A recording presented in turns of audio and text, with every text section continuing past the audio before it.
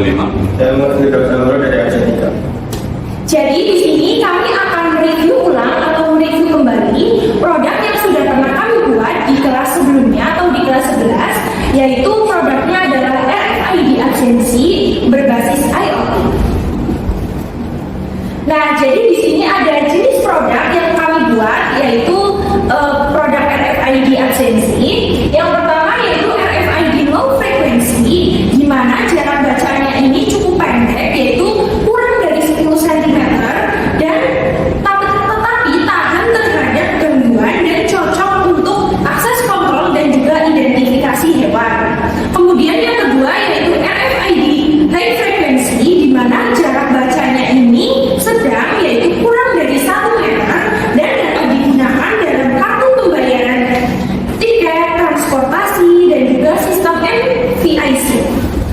Yang ketiga yaitu RFID Ultra High Frequency, di mana jarak bacanya ini cukup jauh, bisa sampai hingga 12 meter. Kemudian yaitu cepat, cocok untuk logistik, manajemen inventaris, dan juga pelacakan aset. Nah, RFID absensi yang kita buat ini yaitu RFID yang jenisnya adalah low frequency, karena dia jarak bacanya itu cukup pendek, hanya kurang dari 10 cm, di mana kartunya itu bisa di-tap ketika jaraknya sangat dekat dengan sensor RFID-nya. Tujuan pembuatan produk yaitu dapat digunakan dalam mengendalikan akses fisik seperti kartu pintar untuk membuka pintu atau ke area tertentu, dan dapat mengidentifikasi objek secara otomatis dengan bantuan gelombang radio tanpa harus berinteraksi langsung dengan objek tersebut. Nah, jadi tujuan kami membuat produk ini nantinya itu tidak hanya digunakan untuk absensi saja, tetapi bisa digunakan untuk smart door seperti kartu pintar untuk membuka pintu atau ke area tertentu.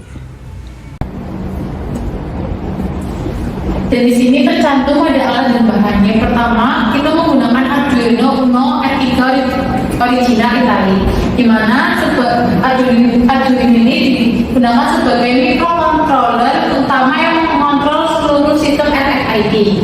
Yang kedua ada modul RFID dan RFID tag yang berguna untuk membaca dan mengidentifikasi tag RFID menggunakan gelombang radio. Yang ketiga ada buzzer 5V yang digunakan untuk memberikan notifikasi suara ketika RFID berhasil membaca kartu tag. Yang keempat ada modul RTC DS 1302 yang berguna untuk menyimpan dan mengatur waktu untuk mencatat waktu akses RFID.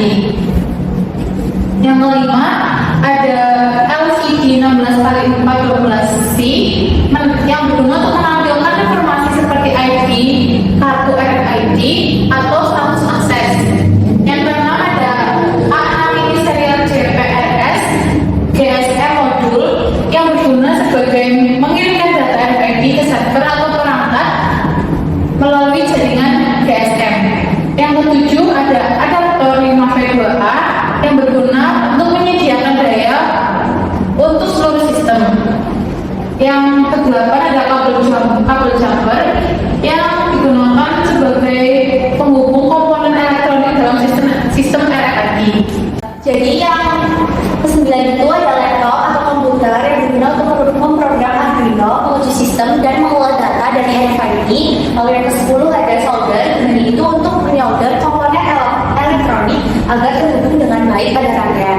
Lalu yang ke-11 itu ada solder, yaitu berguna untuk membantu memperjelas tampilan saat menyolder komponen kecil. Lalu yang ke-12 ada flux untuk meningkatkan kualitas sambungan solder dengan mengurangi oksidasi pada logam.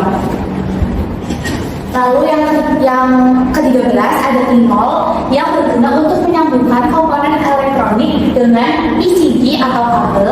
Lalu ada breadboard yaitu berguna untuk tempat memasang dan menyusun rangkaian elektronik. Lalu ada 3D untuk membuat casing atau wadah untuk perangkat RFID agar lebih rapi dan terlindungi. Lalu yang ke-16 ada filamen yang berguna untuk bahan cetak tinggi yang kuat dan tahan panas untuk membuat casing atau komponen tambahan. Selanjutnya di sini adalah biaya yang kami keluarkan untuk membuat RFID. Yang pertama di sini ada biaya investasi di mana biaya yang kita keluarkan untuk alatnya dan juga biaya produksi yang kami keluarkan untuk bahannya. Nah, untuk biaya investasi di sini yang pertama yaitu ada solder, harga per unitnya 1.200.000. Kemudian ada loop solder, harga per unitnya yaitu 400.000, dan ada globus, harga per unitnya yaitu 30.000. Ada flux, harga per unitnya 30.000. Ada tinol, harga per unitnya 80.000. Ada breadboard, harga per unitnya yaitu 25.000. Ada 3D print, harga per unitnya yaitu 12 juta. Kemudian ada filament PETG, harganya 390.000. Kemudian ada komputer workstation, harganya 14 juta. Nah, untuk alat-alat yang seperti solder, kemudian ada 3D print dan juga filament, ini kami disediakan dari sekolah. Kemudian ada biaya produksi atau biaya untuk bahan-bahannya per unitnya. Yang pertama yaitu Arduino Uno R3 original Italy, harganya sekitar 30.000. Kemudian ada modul RFID dan RFID tag, harganya sekitar 60.000. Kemudian ada buzzer 5V, harganya sekitar 45.000. Kemudian ada modul RTC DC1302, harganya sekitar 25.000. Kemudian ada LCD 16x4 12C, harganya sekitar 25.000. Kemudian ada A6 mini serial GPRSM GSM modul, harganya 15.000. Kemudian ada adapter 5V2A, harganya 40.000. Kemudian ada kabel jumper, harganya 25.000. Nah, jadi untuk biaya yang dikeluarkan ini ada biaya investasi dan juga biaya produksi. Di mana biaya investasi ini barang-barangnya itu bisa digunakan berulang kali, sedangkan biaya produksi itu barangnya hanya digunakan dalam satu kali produksi. Nah, untuk biaya investasi sendiri ini totalnya sekitar Rp28.085.000. Dan sebagian besar alat yang digunakan itu sudah disediakan oleh pihak sekolah, terkecuali komputer workstation atau laptopnya. Nah, untuk biaya produksi ini sendiri itu totalnya Rp265.000 untuk sekali produksi.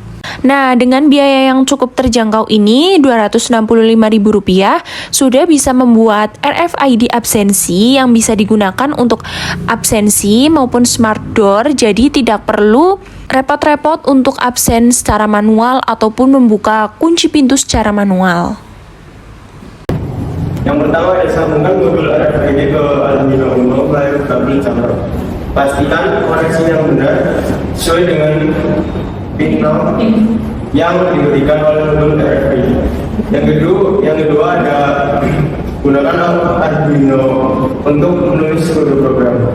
Yang ketiga ada menggunakan perpustakaan atau library yang tersedia untuk modul RFID seperti MFRC 522 atau PN 532.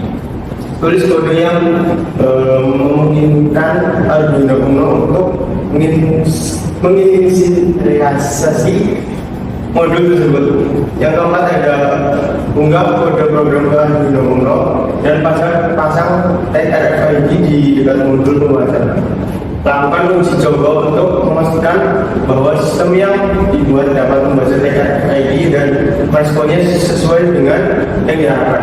Yang kelima ada setelah berhasil membuat sistem pembaca RFID dasar, kita bisa mengembangkan fungsionalitasnya lebih lanjut. Misalnya menambahkan fitur penyimpanan data dan mengintegrasi dengan tampilan visual seperti layar LCD atau menghubungkan sistem ke komputer untuk mengolah data lebih lanjut.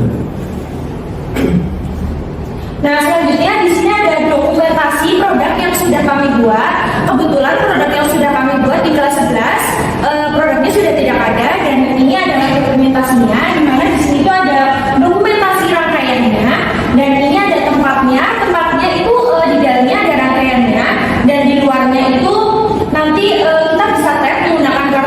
absensi, dan nanti akan muncul jika absensi sudah berhasil, di LCD-nya akan tampil absensi sukses.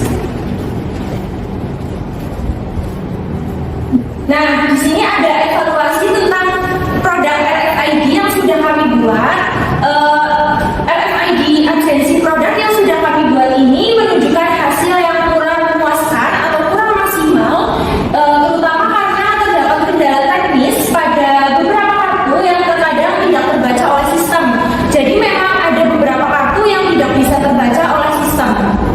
Kemudian masalah itu menyebabkan proses absensi menjadi terhambat dan menimbulkan ketidaknyamanan bagi pengguna yang seharusnya merasakan kemudahan dari sistem otomatis ini, tetapi jadi terhambat karena apa? Karena terjadi error.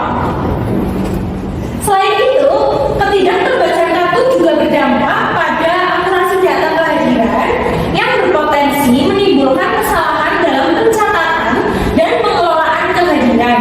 Oleh karena itu, perlu dilakukan perbaikan baik dari segi perangkat keras maupun perangkat lunak untuk memastikan bahwa pembaca kartu berjalan lebih stabil dan juga konsisten. Nah, peningkatan pada aspek teknis ini itu sangat penting guna menjaga kepercayaan pengguna dan juga memastikan sistem absensi dapat berfungsi dengan optimal dan juga sesuai dengan harapan. Terima kasih sebelumnya dari audiens. Apakah ada yang ingin ditanyakan? Saya izin bertanya, Silakan. apa itu kepanjangan RFID dan bagaimana fungsinya berjalan? Nah, RFID sendiri ini adalah radio frequency identification, yaitu teknologi yang menggunakan gelombang radio untuk mengidentifikasi dan juga melacak objek secara otomatis. Oke, bertanya apa saja kendala saat implementasi RFID? Nah, jadi kendala utama yang kami rasakan yaitu ada beberapa kartu RFID yang tidak terbaca oleh sistem, yang menyebabkan proses absensi ini jadi terhambat dan akurasi data kehadiran ini menurun. Untuk mengatasi masalah tidak terbacanya bagaimana? Nah, untuk mengatasinya ini sendiri, cara yang dilakukan yaitu meningkatkan kualitas perangkat keras dan juga perangkat lunak untuk meningkatkan stabilitas dan juga konsistensi pembacaan pada RFID. Oke, terakhir apa memenuhi kriteria tadi ya? Sebenarnya tidak bagus, tapi yang bagus itu kami pilih yang terbaik. Oke, terima kasih. Terima kasih. Terima kasih. Maka untuk itu presentasi produk dari kami. Assalamualaikum warahmatullahi wabarakatuh. Waalaikumsalam. Nah, jadi ini ada beberapa dokumentasi mengenai produk RFID yang sudah kami buat. Kami mohon maaf sekali tidak bisa menampilkan produknya secara langsung, dikarenakan produknya sudah rusak.